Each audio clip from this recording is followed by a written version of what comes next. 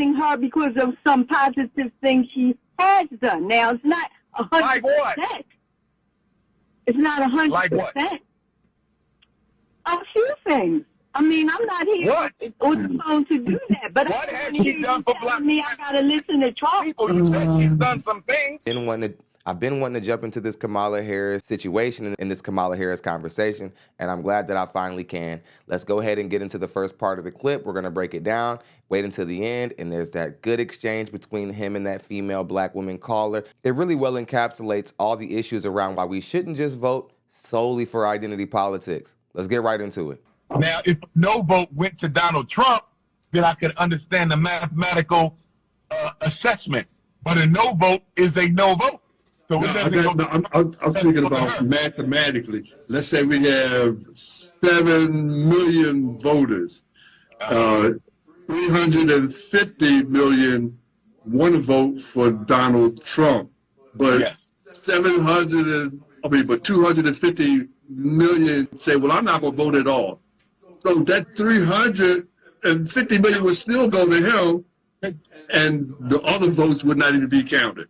And that's what I meant by a no vote is a vote for him. But then we take away, somebody else going to vote for him. I hear what you question. Here's my question. Here's my question, Baba. Yes. Whether a no vote for Kamala Harris goes to former President Trump or not, here's my question to the American African community. What have we been promised from Vice President Kamala Harris that would require us to vote? What have we been promised from former President Trump that would require us to vote? What I see going on, Baba David, is I am seeing dysfunctional identity politics where black people, many of whom claim that mixed race Africans are not black.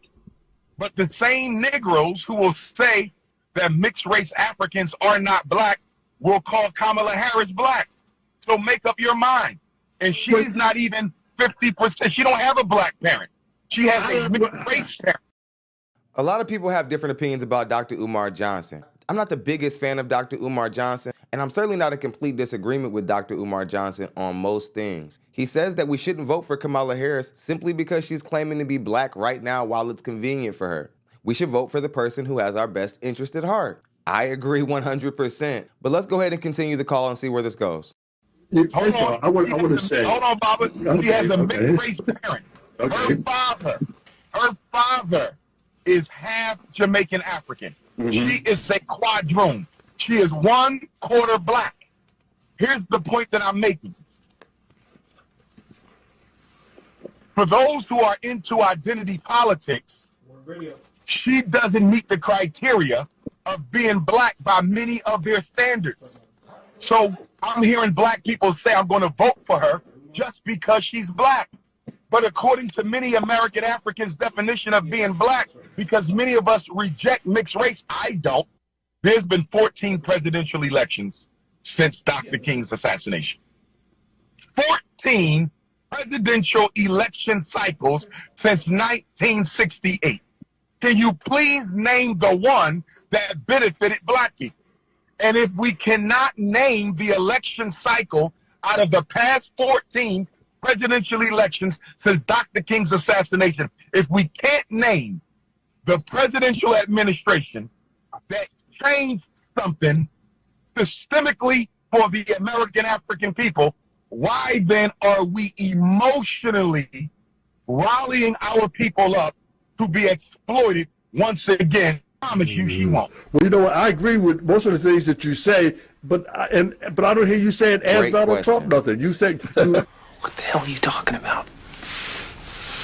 You know, you keep saying the same thing. You say it now, it's the same thing, but in your presentation, it seems to be anti-Kamala. Both ways. Okay. No, sir, that is incorrect. Another thing we see commonly in the black community is that if you don't want to blindly go with the Democratic Party, Automatically, you're a Trump supporter, or automatically you're a Republican in the eyes of those people who disagree with you. And nothing could be further from the truth. Some of us are just looking at what the Democratic Party has done historically for the past, I don't know, 4 or 5 decades, and we've seen that they haven't gotten a lot accomplished for black people, and we're raising the simple question, why continue to vote in this direction if we're not getting anything in our interest? That's all I'm asking. That's all Dr. Umar is asking also. Let's go ahead and get back into the clip. Most of them, but most black people are not thinking about Donald Trump. They're thinking about voting for Kamala Harris. But what I hear, get the questions. But what I hear is you. In fact, we have somebody that always said that Dr. Umar is just a black female basher, and I said that definitely is not true. He is uphold the integrity of black women ever since I've known them. She identifies as black. I can show you 5 interviews of Kamala Harris being called South Asian, and what would you consider her to be? She doesn't once correct the interview. What do you consider her to be? I'm not only South Asian, I'm also Jamaican African, or Jamaican American, or American African. She is a proud Southeast Indian woman. She has a right to be a proud Southeast Indian woman, and nobody's going to manipulate my emotions or my consciousness to vote for a black woman who's only black when it benefits her. And politics and identity politics, I want to meet with both of them. Both of them. We just had a situation in Chicago where 3 sisters representing the National Association of Black Journalists met with Donald Trump.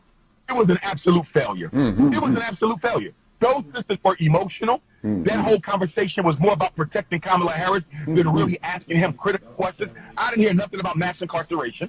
I didn't hear nothing about miseducation. I didn't hear nothing about reparations. What I saw was 3 emotional black women who are going out of their way to try to humiliate the former president in order to endorse the current vice president. That's not what you do. We all know what Donald Trump believes. We already know what Donald Trump feels. Ask him about the issues that matter to black people. They did not do that. They were emotional. We will get nothing from either party if we keep on engaging in emotional identity politics. Forgetting what I wanted to ask. right. I've been on here so long. Good afternoon, everybody. Good afternoon. Dr. Omar, I heard you say that we need to listen to both Kamala and Trump. I don't want to listen to Trump no more. I don't want to hear anything he says. Emotion. Because I know who he is. We don't need to keep listening to him. Okay? We And why should we listen to her? To be black and to be against the Democratic Party is to automatically be deemed a Republican or to be deemed someone who is anti-black, which a lot of black people don't even know why it's a negative thing to be a Trump supporter. They're literally just following what Fox News told them to do. And I refuse to be that kind of person. And I'm glad that there are people out here like Dr. Umar Johnson who also refuses to just go with what the Democratic Party says. We've been doing that for a very long time, people. And where has that gotten us? Let's go ahead and get back into it. And we're listening to her why, my sister? We're listening to Kamala Harris why. I understand you don't want to listen to Trump. Why should we listen to her? No, you won't let me finish.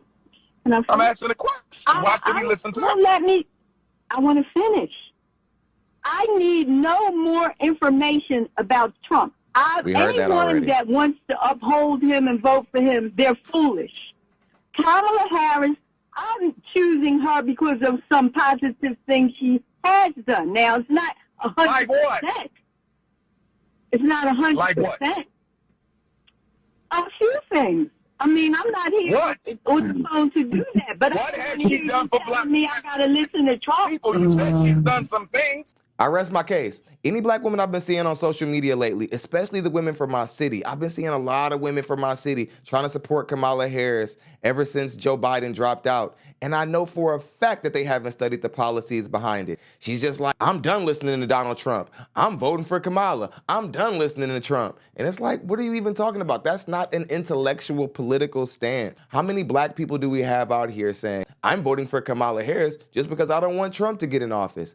That is not a political stand. This happened when Trump got in office the first run. It was all about just getting Trump out of office. This happened during the last campaign where the Democratic Party tried to motivate black people to vote simply on the campaign slogan that we just need to get Donald Trump out of office. It's not intellectual. We shouldn't think this way. I'm not here to tell anyone who to vote for, but I'm here to say I'm not sure if we should continue to vote the way we've continued to vote historically. And if you believe that we should, I would ask you, do you like the condition of the past 40 years and what we're dealing with right now? It all happened under the guise and under the leadership of the Democratic Party. Hit the subscribe button, also hit the notification bell to get notified every single time we post content just like this. Take a second to drop a comment and let me know how I did on the video. Until next time.